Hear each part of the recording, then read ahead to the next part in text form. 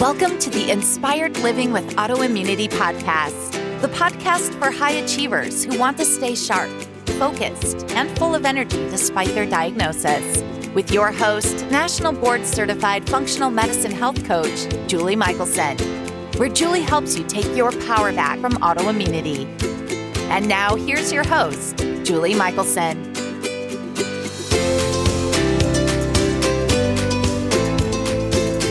Welcome back to the Inspired Living with Autoimmunity podcast. I'm your host, Julie Michelson. And today we're joined by Alana Van Der Sluys, certified intuitive eating counselor, founder of Freedom with Food and Fitness, and the author of Freedom with Food and Fitness, How Intuitive Eating is the Key to Becoming Your Happiest, Healthiest Self. In today's conversation, we're talking about how tuning into our bodies and stepping away from the scale will lead to the true wellness we all seek. Even if you are on a specific eating plan to support your health, the intuitive eating lifestyle can be incorporated to help you create lifelong wellness. Alana, welcome to the podcast. Thank you. Thank you for having me. I'm so excited to I'm sure we're only going to scratch the surface, but really excited to learn more and share with listeners about intuitive eating today. But can you share, I know like all of us, you have your own journey that led you to be an intuitive eating, expert. So can you share with us a little bit of your journey? Sure.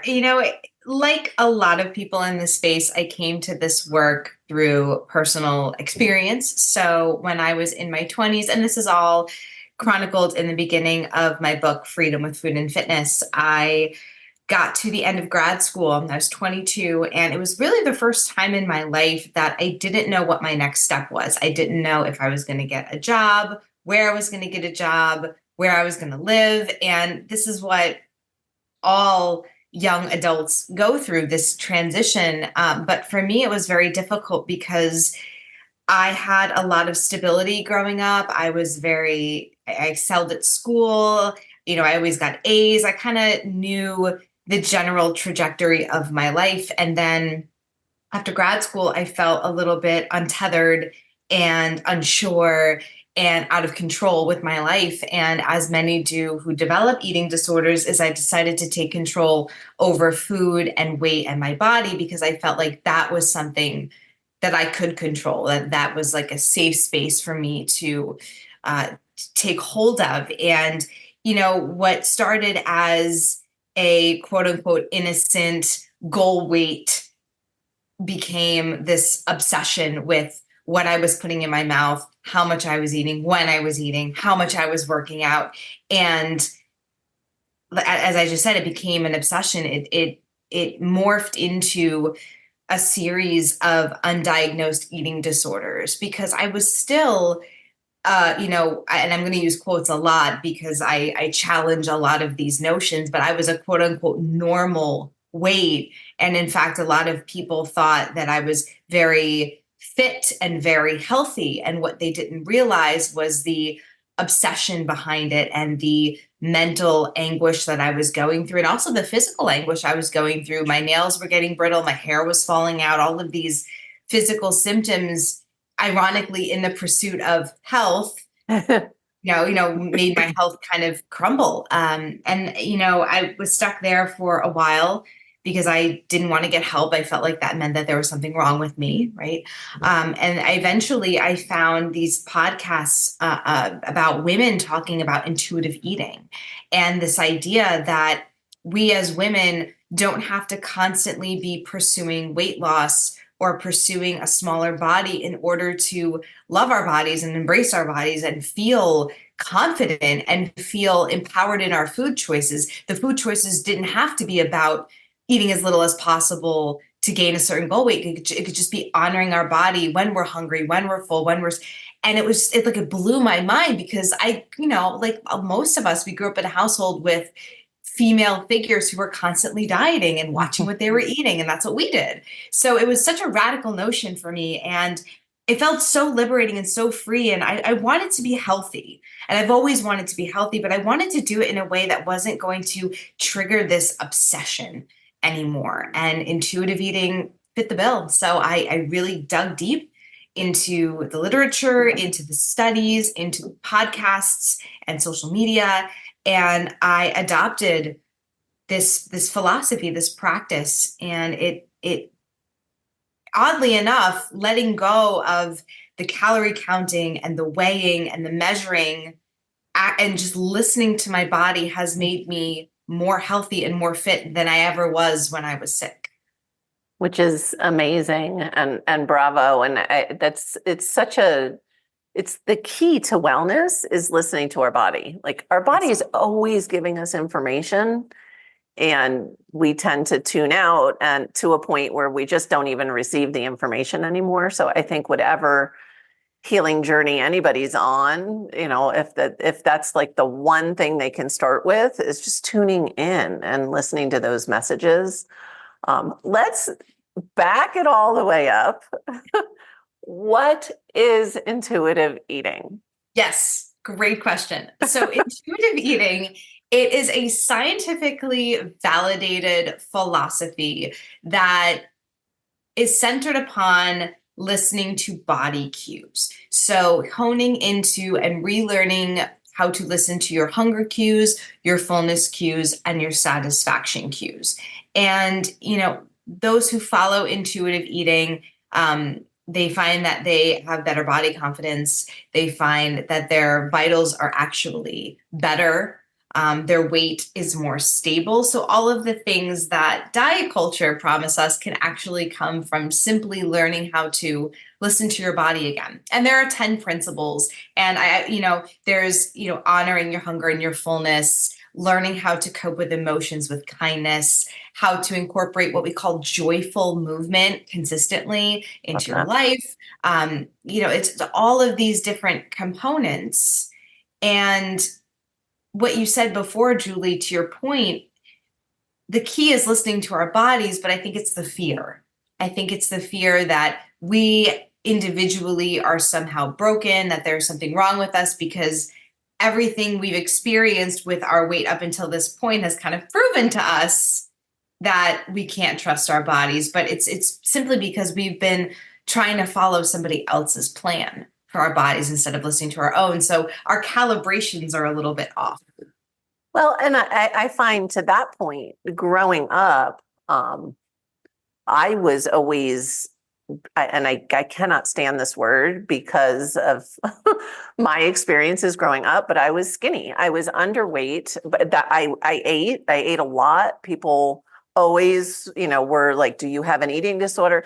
Now I understand. And I know I was celiac. I just wasn't absorbing nutrients. And I wasn't, if you looked at me, I didn't look underweight. I was just a skinny kid. And if you looked at my dad, he was a, 5'11", thin. My whole family was just a thin family, but I was the one, they used to just, and so I really feel like across the board, even people that have been able, women that have been able to maintain a healthy weight, we all have some kind of issues around body image and all the things you're talking about, right? And so I just think it's such an important conversation because I didn't need a milkshake every day. That wasn't helping.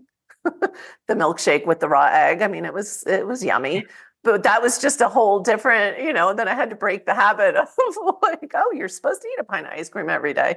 And so I just really look forward to a time, I think as we learn as women, hopefully we can, not do that same damage to the next. My daughter calls me out. Like if I say anything that she hear, and she'll call me out on it. She'll be like, well, that's not going to be good for me to hear or see, or, and I'm like, oh, thank you.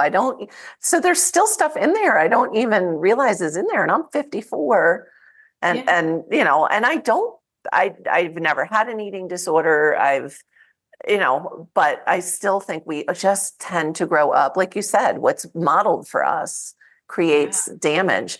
That's not even talking about, media, social media, all those things. But even Right. just in our homes, generationally, what's modeled for us.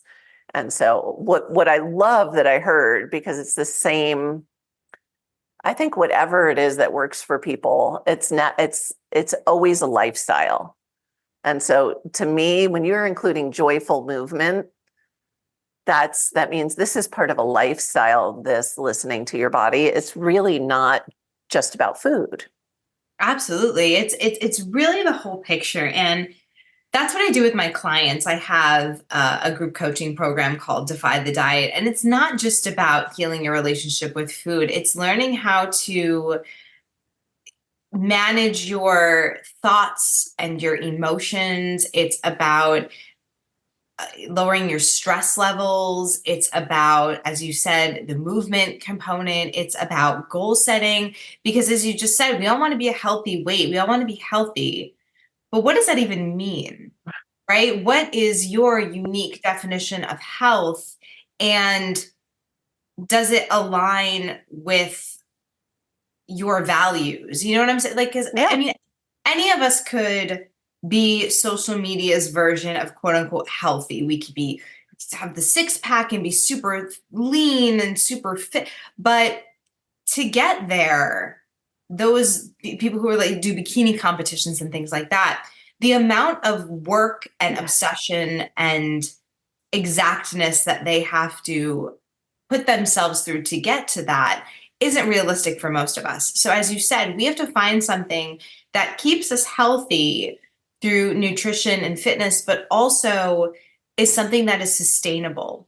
Because when people go on things like intermittent fasting or keto, you would have to maintain whatever that diet is for the rest of your life in order to maintain that level of health. So if you're somebody who thinks you can do keto for the next 40, 50 years, great, do keto. But for me personally, I wouldn't be able to maintain that restriction of nutrition long term without going crazy.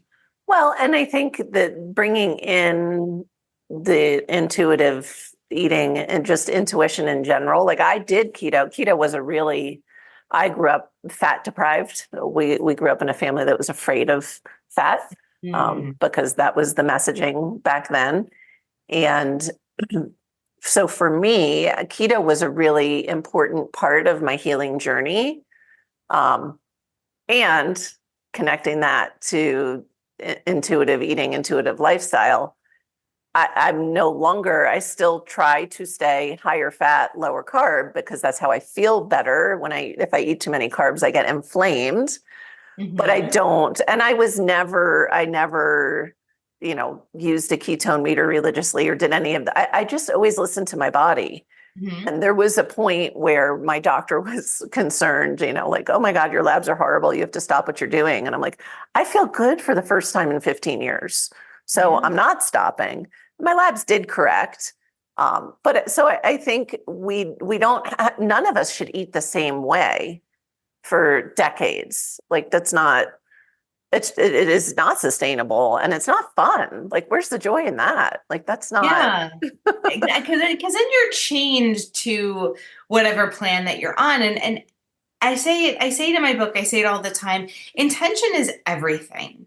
And it sounds like for you, keto was this temporary phase where you were trying to heal the messages that you got as a kid, that fat was bad and to avoid fat. So Well, it wasn't the messages. It was actually my body, like physically, like that. Some of that was driving my autoimmunity, just that imbalance and the lack of like good omegas and the things. But you're right. The intention is huge with everything we do. Absolutely. And as you said just now, and as we were kind of saying before we started recording, you have to be, like you said, carbs inflame you, right? So we have to be careful as intuitive eaters that we are honoring the uniqueness of our own bodies and our own conditions. So, somebody else who doesn't have celiac disease might be able to have a higher carb, lower fat diet, but that's not for you. Right. You know what I'm saying? So you have to honor that, and you have to choose what foods feel good in your body with that knowledge as well, right? It's and, it's not either or, it's and. Right. Yeah, absolutely. Absolutely. Which is, I think, a perfect segue of kind of bringing together, because a lot of listeners, either if they're not on AIP, or they're gluten-free, or they're, maybe they've done food sensitivity testing and they're avoiding certain foods specifically, for their body as part of their healing journey. So how do we marry the two, right? Because I do think coaching women that need a lifestyle change, but have a history of disordered eating, you have to be really careful, right? And so, and that's where it's the same thing. Like, people think AIP is, this really strict diet, and it's not. It's also a lifestyle. It also includes all of those pillars that you mentioned you work with in your program, right? It's not, food is not, it's like the low-hanging fruit. It's not the answer to wellness. It's a component of wellness. Yes. And could not have said that better. That is repeat that. It was great. It was good. I'll have to go back and write that down. No, really though, it is. And we start there, right? Like, I have so many people, I'm sure you do too, that are like, well, because that's the training we have, right? Just tell me what to eat. And I'm like, that's not going to solve your problem. Yeah. I can, or what do you eat? I'm like, well, that's for my body. So how do we shift to, because I think there are a lot of people listening that have some kind of a structured, probably restrictive eating plan, or maybe they've resisted making any of those kinds of changes because they're afraid of that restrictive plan, right? Even if they intuitively know there are things they're eating that maybe aren't serving them. So how do you marry the two? Like, it doesn't have to be either or, does it? No, it can be and it's so difficult. I think we really have to. I know I'm a big fan of journaling.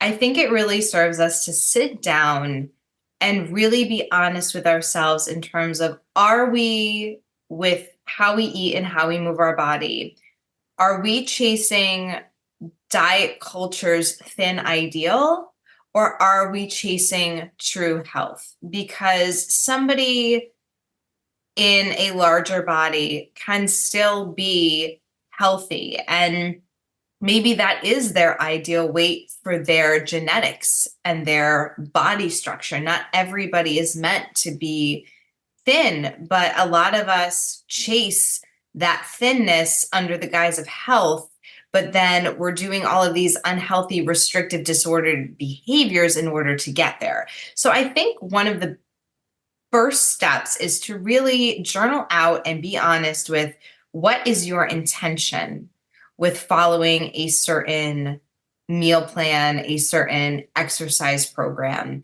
And don't shame yourself if you find out that you really are chasing this thin ideal or this diet culture, wellness culture version of health, because it's what we've been taught. As you said before, there's so much messaging that we've received, not only from generations before us, but also now with social media. It's everywhere. It is constant.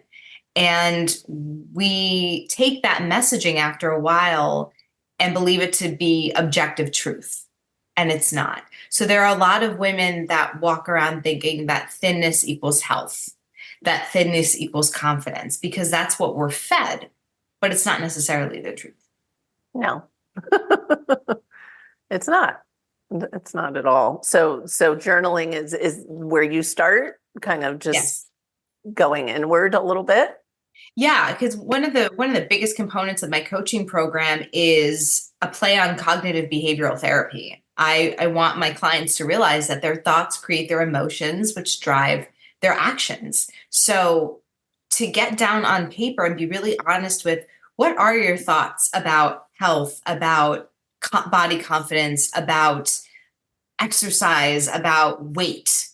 And once you have those thoughts out in front of you, you could start to tease out which of these are actual objective truths and which of these are things that I've been conditioned to believe. Which of these can I challenge? And which of these do I want to keep? And which of these do I want to get rid of and replace with something that serves me better? I love that. I too, in my coaching, we start with mindset. Yeah. Because it all comes down to our thoughts and our emotions and our judgments. And so I used to in the beginning, like get to that, right? We'd start with diet or we'd start with, and now it's like, oh no, we start with, what are those stories going on in there and how do we, let's shift to what serves you better. Absolutely. So I love that. And I used to be very, I would get frustrated with if people would come in and, their driver was to lose weight and they had all these health issues. And it used to frustrate me because it was like, no, we're here to be healthy and the weight will fall, like you said, you'll find your ideal weight. Like when you're doing the things that serve your body, that just happens. And people used to laugh at me, what do you mean my weight will fall off? I've been a yo-yo dieter for 60 years. I'm like, well, we're going to shift. And now it's like, I'll take whatever your motivation is, but we're still going to, we're still going to start with mindset and focus on health and wellness. And the weight is just a byproduct of that. Absolutely. I mean, I shouldn't have been shocked at this point because I was already an intuitive eater, but I felt like this experience that I'm about to tell you about just kind of reconfirmed the power of intuitive eating. When I was pregnant, right? Gained weight, had the baby. I went back to just listening to my hunger, fullness, and satiety cues. I moved my body half an hour a day, but I was consistent. I didn't do any crash diets. I didn't take out any food groups. I didn't punish myself with the exercise. The weight just fell off. It fell off. I was back to my normal weight within a month, which is insane. Wow. A lot of women are like fight to get the weight off and some of them never get it off. And it's because they're not listening to their bodies. They're trying to do these crazy fad diets that they hear other women did to get the weight off, and they're not listening to themselves.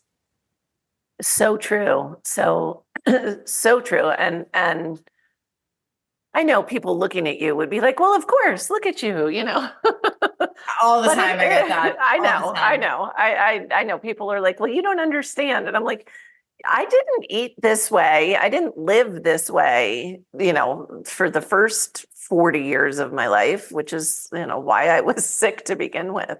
People think, I've never had fast food or never ate junk food or, never. And they're shocked when they hear like, yeah, I used to do all the things that the average person in America does. And now I listen to my body. I couldn't even, some of that I couldn't even imagine. Yeah. So and to answer that, because I'm sure some of your listeners are, if this comes out on video, they're going to look at me and be like, well, yeah, skinny girl, like, what do you want? Right. And what I say to that is, first of all, anybody who's coming into listening to this conversation with that mindset still believes that thinness equals happiness and success and health. So they're kind of conflating me being thin with me having everything that I want somehow. Right. I have bad and good days just like anybody else. Life is still 50-50 for me, just like anybody else. But the other thing that I do want to tell your listeners, if they kind of feel that way, is when I was 100 pounds, which I'm 5'4", so that is grossly under what I should ever be, I still hated my body. I still didn't feel like it was enough. And that was the moment, that was one of my light bulb moments where I was like, when is it going to be enough? And I have clients that are in thin bodies. I have clients in larger bodies, and all of them feel like they're not small enough. And that's because what's really going on when we feel like we need to be in a smaller body is we're looking for what I call salve. We're looking for one of 4 core needs as humans. So salve is safety, acceptance, love, and validation. Those are the things that we're looking for when we're trying to chase a smaller body. Because again, health doesn't equal thinness. So when you're searching for thinness in particular, what you're really, again, looking for is safety, acceptance, love, and validation. Because we're programmed to believe that when we're in a thinner body, we will have those things. We'll feel safe in a world that values thinness. We'll feel accepted in a world that values thinness. We'll have love because every movie, TV show we've ever seen with a leading lady is thin and pretty and young. And we'll be validated. People will be like, oh my gosh, you look so great. What have you done? What diet were you on? Right. We want all of those things. And it's natural to want all of those things, but chasing a smaller body in order to get those things doesn't serve us in the long run. I love that. And I think that's it's such a wonderful piece of it. It's like, just pause right here. Pause, take a breath, drop into your heart, and which one or 2 or 3 or 4 of those things are driving your patterns. Right. And there's no shame in it. And no. Again, as I said before, journal it out and be honest with yourself. I mean, I am honest with the fact that I now realize that my search for thinness was I wanted external validation. When I was a kid and growing up, it was getting the A or getting the award or being good at extracurricular activities. And I fed on that. I loved that. And then when I felt I didn't have it anymore, dieting and getting a smaller body was my way of getting that external validation again. It was filling the void. So, and that's, of course, that's not something that I wanted for myself. That's not something I'm proud to admit, but it's the truth. Well, and that's why we have these conversations, is because it's going to resonate with people, right? It's not, I used to be so hesitant to share my story because I just wasn't somebody who talked about myself publicly, right? Like, who wants to hear my story? And then I was like, oh my gosh, I can help people if I share my story. And you're sharing your story because, that's this is exactly because people need to hear. The hope is one day these conversations and books like your book are going to kind of drown out the messaging that people are getting from social and on even just regular media. We have to balance it out. And then again, it's the same that generational, anybody who goes through your program or, is piqued by this conversation or reads your book or is hopefully, their daughter or their daughter's daughter isn't going to grow up the same way that the past many generations have. Absolutely. And it is generational. Disordered eating is absolutely generational. And I'm happy that I broke the pattern. And I have a 3-year-old son. So I don't have a daughter, but I feel like it's important for him too, because, and we won't get too much into this, but, men are also getting a message of how they should look. And the semantics are different. The terms are different, right? They're told to be strong and fit and all of these things. But I also want him to have an idea and an image of what a woman who doesn't focus solely on her body looks like. Right. And how she affects her body, how she feeds her body, how she moves her body. I want him to see that. But it's a generational thing. And I love, especially work as a mom, I love working with other moms because I want them to be the change makers in their lineage. I think that's so powerful. It is. It's huge. Look, we know, women drive the family's health, right? Mm-hmm.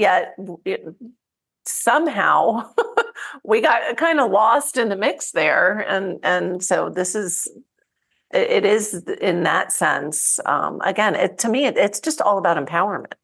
Mm-hmm. And again, not just for your own personal health. So how does somebody who, like, where do people start? What's a good place to start? Because for so many people, just even tapping into intuition at all, right? Listening to your body, all those things that we've kind of were taught to shut down in school, like we just really had lost touch with.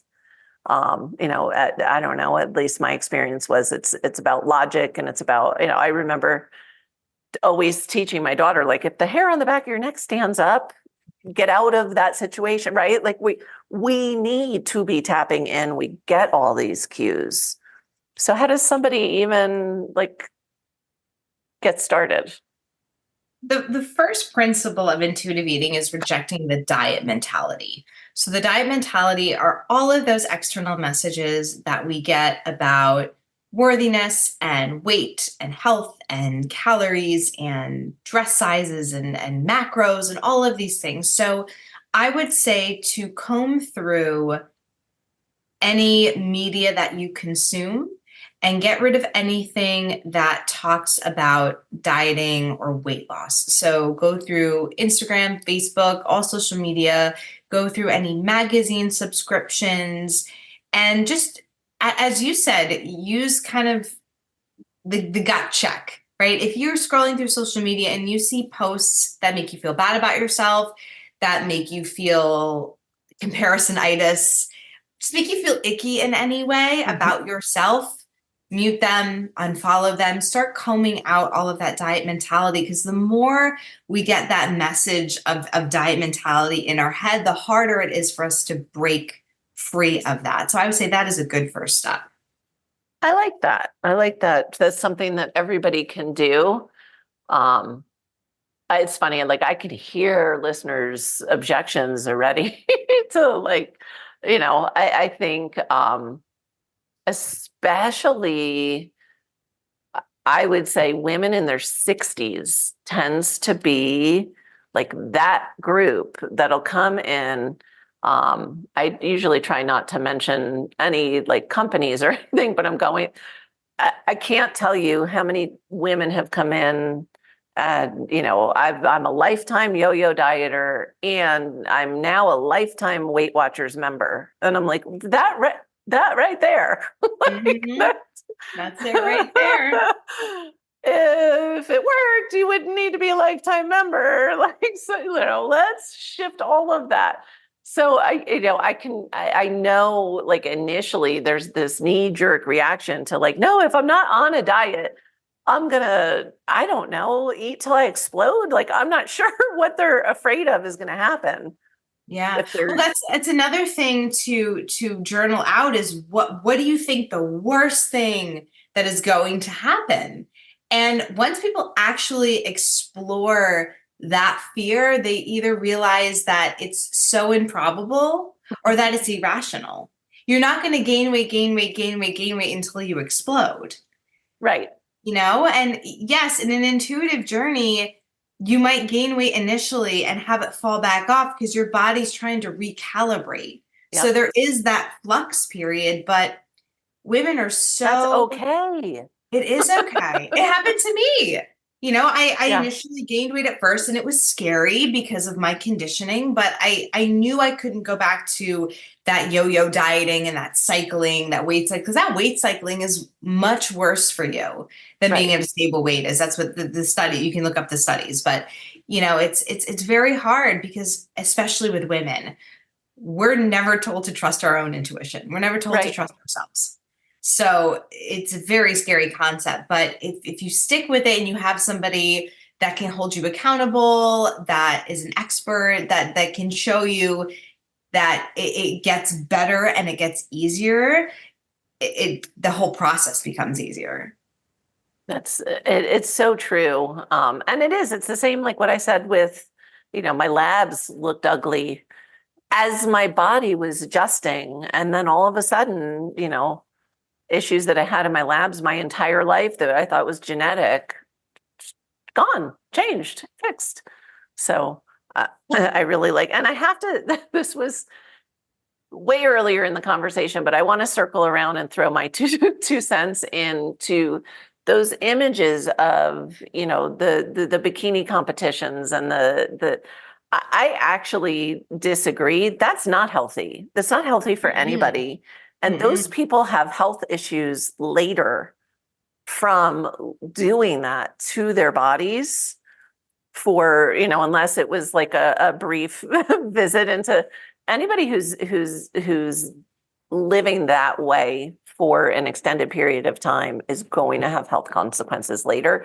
I see it all the time. They're especially when they get to an age where they're starting to have a family or wanting to have a family.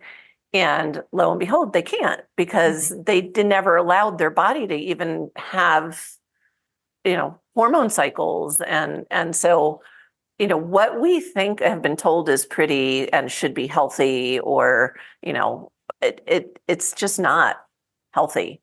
No, it's not. That chapter 8, I go over the dangers of the perfect body. And I love it. About the bikini competitors and how, yes, we could all have that dream body that we want, but at what cost? And it basically costs the rest of your life. So it really is a lesson. What do you value in your life? For sure. And yet, to your point about, trying to conceive, if your body's not getting enough nutrients, it will delegate that energy and those nutrients to your most vital bodily symptoms, your circulatory system, your respiratory system, your heart, lungs, kidneys, liver. Your reproductive system is more of a secondary system. You don't need it to survive. So your body will shut that off. Oh, yeah. I mean, which is one of the reasons, when we talk about stress management, right? We all live in this chronic stress state, which does shut down things like digestion, fertility. You don't have to be able to conceive if you don't outrun the tiger, right? Like that's just the way our bodies are designed, right? It doesn't matter if you digest lunch or can conceive if, the tiger gets you. Unfortunately, we live in that state all the time unless we're taking steps to balance that out.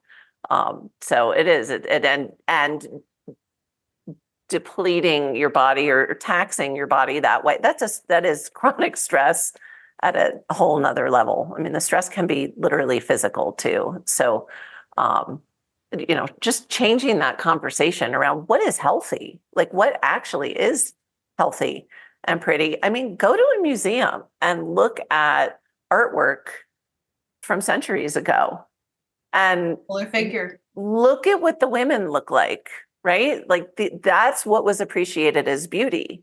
Like we're at the complete opposite end of the spectrum. I would say somewhere in the middle would probably be, ideal, or depending on who you are, where you land, right? Like I should never have been trying to, artificially pack on weight. Then what happened was I went gluten-free, at the same time that my Hashimoto's was in full swing and my rheumatoid arthritis was, and all of a sudden I was absorbing nutrients, and it was like a whole different game, because then I was like, well, who am I? I don't know this person. So that it was just fun. But as I got healthy, I came back to just, or settled in at like, this is kind of my weight. And I would say we all have, especially women, a little bit of a fluctuation. Like there is no one number that's ideal for anybody. Do you agree? Like that we should have this like range of here, I feel best when I'm in this range. Yes, there's something called weight set point theory. So weight set point is a range where each individual body feels best, most optimal, most vitality, most energy, and everybody's is different. It's largely genetically determined, but unfortunately, the more that we diet, the more chance that your weight set point actually increases with diet. Say that again. So the more that we diet, chronic dieting can actually increase your weight set point. Wow. Yeah. Yeah. And that's the problem, right? Like that's that's that yo-yo of, and why people tend to bounce higher maybe not each go round, but over time. Over time, absolutely. Yeah. I mean, that weight cycling, that up and down, that puts so much stress on your body, so much inflammation. It increases your risks of diabetes and heart disease and like all of this stuff. It's really scary, but diet programs don't tell you about that part, of course. Right. So walk us through a little bit. Tell us a little more about the book. Great. So yeah, the book is called Freedom with Food and Fitness. It's a super easy read, super quick read. It really helps you to love your body at any size, create sustainable nutrition and fitness goals. It really explains the science behind how diets disconnect us from our body and how to really change your mindset around food and fitness. And what I really love about the book is that there is an intuitive eating book by the founders of intuitive eating. I felt like it was more philosophy, like the conversation was more about philosophy. It was a little more of an esoteric conversation. And I wanted to write a book for women that was really grounded in practicality, like really actionable tips that you could implement the day you read the book, for things that we all think about with our busy schedules, like how can we meal prep as an intuitive eater? How can we as women get more protein in without, feeling like we have to choke down egg whites all day long? Like how do we get this stuff done? How do we fit in time for consistent exercise when we're, so busy, right? It's busy culture. So how do we do all those things? So there's dozens and dozens of tips and tricks in the book that make it really simple to start coming home to trusting your body without having to, rely on a diet to make you healthy. Amazing. And it is, I love because was it 1995 that they coined the intuitive eating? And it's 95, 97, somewhere in that. Yeah. Okay. So, yeah. I mean, it's interesting because I feel like you're starting to hear about it more now. But yet it's been around for a while. I think social media, I think that it really allowed for the body liberation movement to mobilize together all across the globe and build up this voice that says, like, we as women don't have to cater to your thin ideal. We don't have to distract ourselves by dieting. Instead of dieting, we're going to do some other cool stuff with our lives. Oh my gosh, the energy resources, just even the mental energy resources that are freed up when people 100%. aren't thinking that way is amazing. If there's anybody out there listening who's part of a corporation or an organization where you want someone to speak about that, I love speaking to groups of women about that, about the time, money, and energy that we waste on diets and how we can reclaim that back to, do whatever we want in our life, whatever your dream is, whether it's being an entrepreneur or being the best mom that you can, or whatever it is. So the conversation is much bigger than weight and food. It's oh yeah. We can go into patriarchy, we can go into all of those things, but it's so interesting. It is. It really is. And it's, we didn't get here overnight. And so hopefully between, the book, the programs, like you said, the spread of knowledge on social media, these conversations, hopefully we're going to start to shift it back. Hopefully. So, yeah. I love it. I know you already gave us a lot of places people can start, but this is your opportunity. You can circle back. You can add something different. What is one step that listeners can take starting today to improve their health? Okay. Well, we already said reject the diet mentality. We already said journal out what you consider health to be. But the thing that people can do today, get rid of the scale. Smash it, donate it, throw it, whatever you got to do. Reliance on that number will keep you stuck in trying to manipulate that number instead of listening to what your body actually needs. I haven't weighed myself in years. When I go to the doctor and they ask me to get some, I say, no, thank you. I don't want to know. I want to just tap into how I feel and what I need. Some days I eat more, some days I eat less. And I'm just going to honor that. And I feel better doing that. So get rid of the scale, ladies. Just dump it. Love it. Such good advice. And so many people are probably thinking, some people are celebrating like, yeah, I can toss my scale. And other people are like, no way, I could not ever. This girl's crazy. Just try it. And if you're not ready to get rid of it, like lock it away or give it to your next door neighbor to hold or something. Well, that's the thing I did at first is I put it in my basement and I make a promise with yourself, say 1 week, I'm going to do this for 1 week. And if I hate it and it doesn't work for me, I can always go back to the, torture of dieting that worked, that felt safer to me, but give yourself a week and just see what happens. Love it. Such good advice. So before we wrap up, for people listening on the go, which is how I listen to podcasts, if they're not I'm not great always at checking show notes. Where's the best place to find you if people are like, hey, this is really resonating, I want to know more? Yes. And if I want to hear from everybody who took a nugget away from this, feels inspired by this. I'm at Freedom with Food and Fitness on Instagram, at Freedom with Food and Fitness on Facebook, freedomwithfoodandfitness.com. The book is called Freedom with Food and Fitness. If you want to pick up a copy of the book, it's at Amazon, Barnes & Noble, bookshop.org, wherever you get your books. I would love to hear from everybody. I'm mostly on Instagram, so Freedom with Food and Fitness, DM me. Let's have a conversation. I have, as we talked about before, I have a program, an intuitive eating coaching program. It's virtual. So anybody out there who felt inspired, wants more support, come find me. Awesome. Thank you so much, Alana. You've shared amazing gold with us today.